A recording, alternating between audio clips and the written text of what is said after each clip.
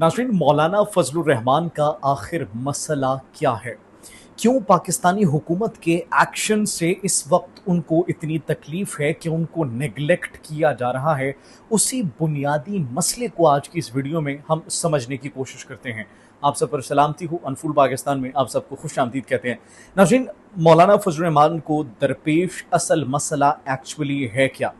वो पाकिस्तान की जानिब से, पाकिस्तानी गवर्नमेंट की जानिब से एक सख्त मौक़िफ़ जो कि इख्तियार किया गया है तालिबान के लिए और उन तमाम तर अनासिर के लिए जो कि पाकिस्तान के अंदर कार्रवाइयों में मुलव्वस हैं, जो कि पाकिस्तान के अंदर सिविलियंस को निशाना बनाने में मुलव्वस हैं, जो कि पाकिस्तान की सिक्योरिटी फोर्सेस पर हमलों में मुलव्वस हैं।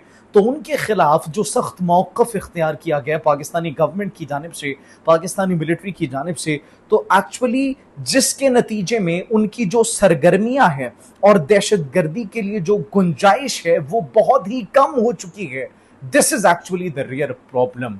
ये मौलाना फजलुर रहमान को बात हजम नहीं हो रही।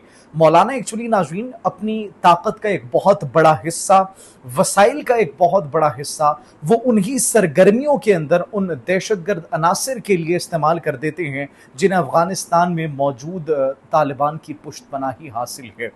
और जिस तरीके से मुनज़्ज़म नेटवर्क्स कुछ मदरसों के अंदर चलाए जा रहे थे, जिस तरीके से मुख्तलिफ कैंपेन्स चलाई जा रही थी, मुसल्ला अपनी अफवाज तैयार की जा रही थी, डंडा बरदार फौज तैयार की जा रही थी, और सोशल मीडिया के ऊपर बड़ी मीम्स का एक तूफान भी था उस वक्त जब अपनी एक डंडा बरदार फोर्स का, अपनी ये एक अलग फौज बनाने का ऐलान किया जाता है। तो एक्चुअली नाज़रीन ये जो हिमायत और सॉफ्ट कॉर्नर हमें दिखाई दे रहा है मौलाना फजलुर रहमान के अंदर उन अनासिर के लिए जो पाकिस्तान के अंदर मुसलसल कार्रवाइयों में मुलव्वस हैं, और पाकिस्तानी हुकूमत गवर्नमेंट वो उन अनासिर को बिल्कुल भी नहीं वो सॉफ्ट कॉर्नर प्रोवाइड करना चाहती जिन्होंने इस मुल्क की साख को, इस मुल्क के अमन को, इस मुल्क की सलामती को खतरा और नुकसान पहुंचाया, जिसने इस मुल्क के बच्चों को शहीद किया। तो आप खुद एक लम्हे के लिए सोचे, क्या उनके लिए सॉफ्ट कॉर्नर दिल में रखना या फिर मुज़ाकरात करना, बातचीत करना, जो कि मौलाना इस वक्त चाह रहे हैं पाकिस्तान से, रियासत से, इज दिस पॉसिबल? क्या आपके बच्चों को जिन्होंने शहीद किया उनके साथ बातचीत होनी चाहिए? उन अनासिर को ऐसे ही छोड़ देना चाहिए? तो नाज़रीन ये जो एक अजीबो गरीब किस्म की सियासत की जा रही है, ये जो ताकत और दौलत से फ़ायदा उठाना चाहते हैं, एक्चुअली ये होने वाला नहीं है।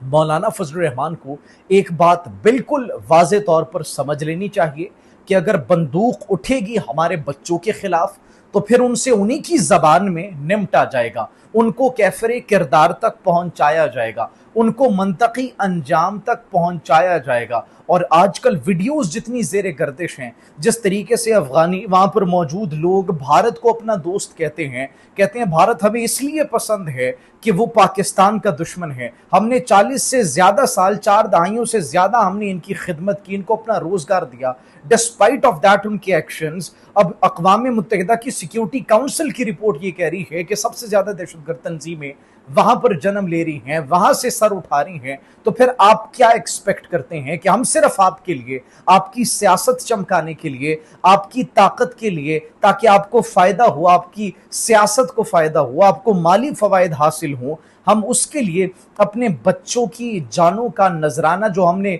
पेश किया, क्या उनकी कुर्बानियों को ऐसे रायगा जाने दे? हरगिज़ नहीं, ऐसा बिल्कुल भी नहीं होगा नाज़रीन।